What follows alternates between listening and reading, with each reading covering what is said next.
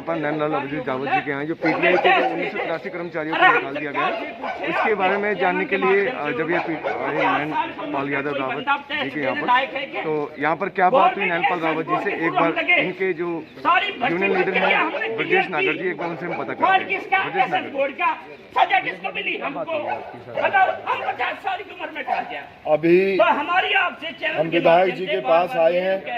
नैनपाल रावत जी तिरतला विधानसभा क्षेत्र से चुने गए थे, उनके पास हम ज्ञापन दे चुके थे। तो अभी उनसे फोन पर बात हुई, उन्होंने कहा है कि मैंने आपके दर्द को मुख्यमंत्री जी के पास रखा और 5 हम साथी हैं और 5 विधायकों ने हमने मिलकर अपनी बात को मुख्यमंत्री जी के पास रखा था।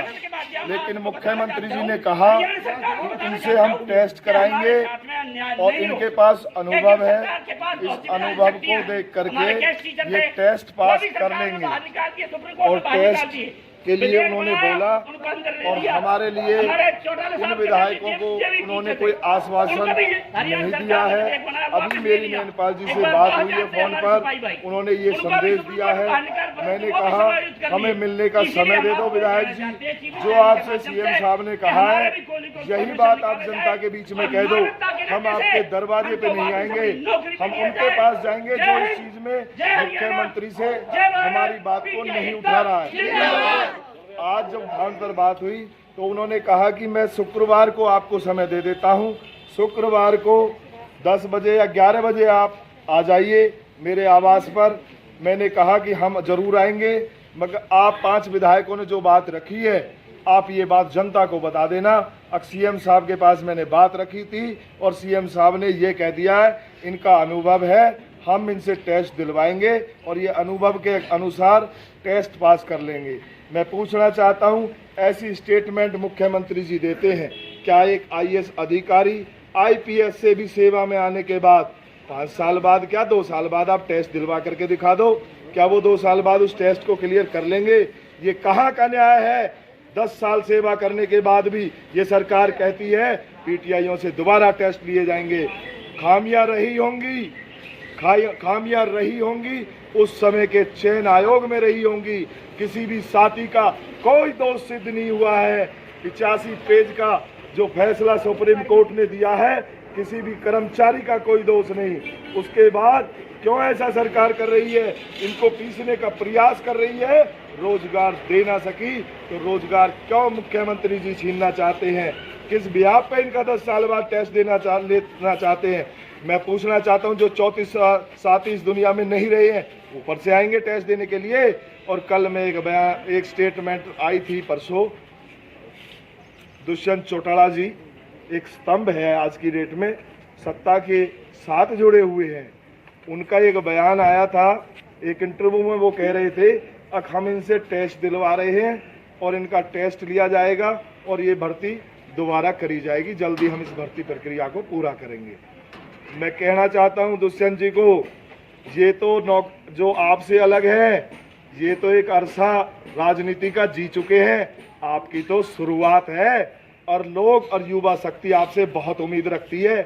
याद करो उस ताऊ देवीलाल को, वो जनता के नायक थे और जनता के दुख दर्द को उन्होंने समझा था, जिसकी वजह से आज भी ये राज में टिके रहे। ताऊ देवीलाल की वजह से टिके रहे और देवीलाल जी की नीतियों से जोड़ करके दुष्यंत को देखा जा रहा था। लेकिन आज वो जनता की भलाई के लिए क्यों बयान ऐसे गलत दे रहा है?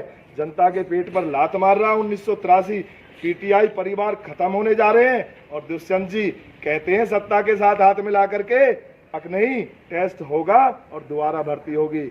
आप सत्ता के साथ जुड़े हुए एक स्तंभ हो, आपको सोचना चाहिए जनता के हितों को, अन्यथा आप राजनीति में चलने से पहले ही खत्म हो जाओगे। ये युवा शक्ति आपसे बहुत उम्मीद करती है और आपकी बातों को भी देखा है कि संसद में कई मुद्दे उन्होंने बड़े अच्छे उठाए हैं, तो क्यों नहीं वो इन 1983 परिवारों को बचाने के लिए इस विधायक शक्तियों का प्रयोग करके क्यों नहीं इनके परिवार को सुरक्षित किया जाए, इनकी नौकरी बहाल की जाए। तो मुख्यमंत्री जी आप भी देख लो और उप मुख्यमंत्री जी, आज जनता का आप बुरा कर रहे हो, इसका नतीजा आने वाले समय में आपको मिलेगा। जल्द ही आपने इनका लिए कोई आश्वासन नहीं दिया तो तो ये रोड पे तो आ गए हैं, ये एक बड़ा आंदोलन हरियाणा के अंदर एक क्रांति आएगी। और जब जब एक अध्यापक, एक गुरु, एक शिक्षक रोड पे बैठा है दरी लेकर के, तब तब इन सरकारों की जड़ें हिली हैं। ऐसा भी पुराना इतिहास उठा करके देख लेना, जब अध्यापकों ने संकल्प किया था किसी के खिलाफ, वो कभी सत्ता में दोबारा वापसी नहीं आ पाए। तो कहीं ऐसा ना हो इन अध्यापक, इन गुरुओं का जो ये निर्माता है राष्ट्र के, इनका श्राप आपको ले डूबे और आप सत्ता में आने के लिए तरस जाओ। मेरा यहाँ आपके चैनल के माध्यम से कहना चाहता हूँ और हाथ जोड़ के मुख्यमंत्री जी और उप मुख्यमंत्री से ये कहना चाहता हूँ, इनके पेट पर लात लगी है, इस विडंबना को समझो। ये कहाँ जाएंगे 1983 परिवार? क्या गारंटी है दोबारा टेस्ट लेने के बाद ये सेवा में आ पाएंगे? सरकार की मंशा और नेक और नीति साफ नजर नहीं आती। आज ये हमारे सभी साथी हम मिल करके इनको इनकी भाषा में जगाने के लिए आए हैं, थाली बजाकर। इन्होंने लोगों से बहुत थालियां बजवाई थी, हम भी थाली बजाकर इनको जगाना चाहते हैं। एक तरफ कहते हैं भगवान राम के नाम पर ये सत्ता में आना चाहते थे, हिंदुओं की पार्टी बन करके हिंदुत्व की बात कहते हैं। मैं पूछना चाहता हूं इन सरकारों से, क्या ये हिंदू भाई नहीं है जिनके पेट पे लात मारी है इन्होंने? अगर हिंदुत्व का इतना राग अलापते हैं तो फिर क्यों इनको बेरोजगार किया जा रहा है? इनकी नौकरी 10 साल सरकारी नौकरी थी, किसी ठेकेदारी प्रथा के अंदर नहीं लगा किया इन्होंने काम, ये चयन आयोग के द्वारा लगाए गए थे। सरकारी कर्मचारी हमेशा सरकार के साथ कंधा से कंधा मिलाकर कार्य करता है, इतिहास उठा के देख लो। हम भी कोरोना महामारी में इनके साथ कंधा से कंधा मिलाकर के घर घर जाकर सर्वे कर रहे थे। फिर क्यों नहीं सरकार ने हमारे बारे में सोचा? हम सरकार के खिलाफ नारेबाजी कर रहे हैं, क्यों आ रहे हैं रोड पे? सरकार को सोचना चाहिए। सरकारी कर्मचारी जब सरकार के खिलाफ दरी पर आता है और जब खिलाफत में नारेबाजी करता है, जब उसके हकों का हनन किया जाता है, उनके आंदोलन को दबाया जाता है, उनके पेट पे लात मारी जाती है। तो मैं आपके चैनल के माध्यम से कहना चाहता हूं, अब भी समझ जाओ, वक्त है, इनका कुछ आश्वासन दे दो, अपनी विधायक शक्तियों को प्रयोग करके इनकी सेवा बहाल कर दो। कोर्ट को सहारा जो लेकर के आप लोगों में भ्रांति फैला रहे हैं, तो ये आपको भुगतना पड़ेगा। इन 1983 परिवार रोड पर है, कोई आत्मदाह करने के लिए तैयार खड़ा है। अभी मेरे रेवाड़ी महेंद्रगढ़ की स्टेटमेंट सुन रहा था, कुछ साथियों ने ये कह दिया है अब जब ये हिंदुत्व बनते हैं और हिंदुओं को बेरोजगार कर रहे हैं, ये धर्म की पार्टी बनती है तो क्यों इनको बेरोजगार कर रही है? हम धर्म परिवर्तन करने के भी लिए तैयार है, हमारे 2 जिलों ने ऐसा ऐलान भी कर दिया है। तो ये बड़े अफसोस की बात है। और आरएसएस, ये सारे संघ के साथियों से मैं कहना चाहता हूँ, क्यों नहीं इस पार्टी से कहते आप किसके पेट पर लात मार रहे हो? अगर ये रात अलापना हो या तो बंद करो, या रोजगार देने का जो आपने ढिंढोरा पीट रखा है वो अलाप बंद कर दो। ये रोजगार देने वाली नहीं, छीनने वाली सरकार कही जाएगी और छीनने वाली ये श्राप इनको भुगतना पड़ेगा। धन्यवाद, यही मैं अरदास करता हूँ कि हमारी बात इंकलाब जिंदाबाद, इंकलाब जिंदाबाद, हमारी नौकरी वापस करो, हमारा रोजगार वापस करो, हरियाणा सरकार।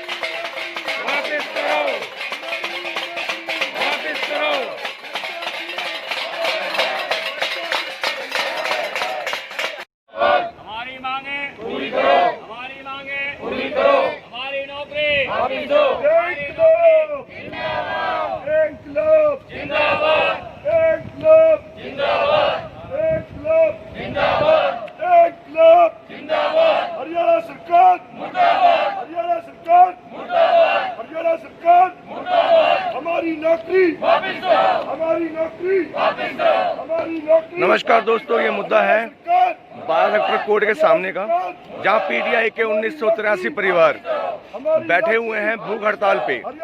आप देख सकते हैं इनके 5 आदमी रोज भूख हड़ताल पे बैठते हैं हमारी नौकरी, हमारी क्योंकि इनकी भूख हरियाणा सरकार सरकार ने खींच ली है। नौकरी, पीटीआई एकता।